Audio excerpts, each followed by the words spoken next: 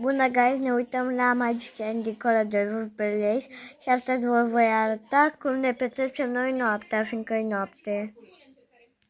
Și în fiecare seară ne uităm la magicieni.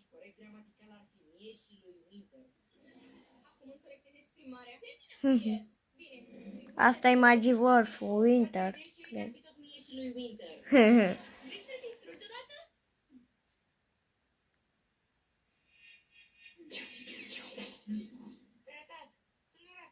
Așa e, nu ratezi.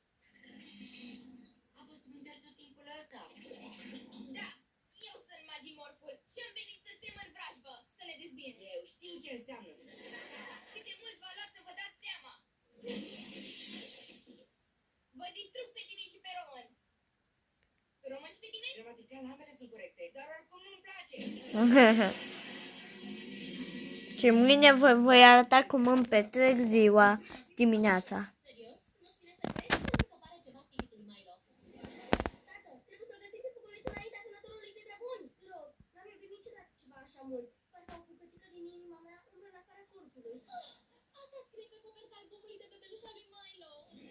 Dar, amice, foculeții un dragon nu apare. Și ne uităm și la Vampirina și la Electric Bloom. Dar o să facă cizme din foculeț. Chiar asta face? Și tu l-ai angajat? Justin Russo. Nu știam. Bine, nu-i nimic. O să-i spun să anuleze totul. Nu pot să anuleze acum. Hai să dat un contract. Dar nu faci cizme dintr-un pui de dragon. Da, să vezi ce curea el. Mic pentru cizme. Dar ce curea mi-a ieșit. Trebuie să găsim dragonul ăla. Trebuie să prindem Magimorful și să aflăm de ce e aici. Bine, cineva l-ar putea distrage cât altcineva îl distruge. O să facem Bine. Hei, Winter, deci ești un magimorf. E tare. Billy, m-a prins. Da, m-a prins și pe mine. Eu că poate face chestia asta curată? Evident că nu. Ești sigur că e aici? Se va afla doar într-un fel.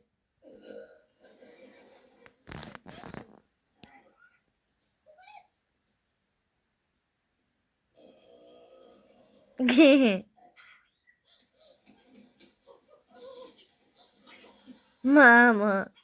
O, ce ușurare! Foculeț te-a găsit! Lasă dragonul în pace. Hei, aproape că m-ai lovit. A fost un avertisment. Tu lasă-mi puiul în pace și pe puiul puiului meu. Și pe puiul lui meu.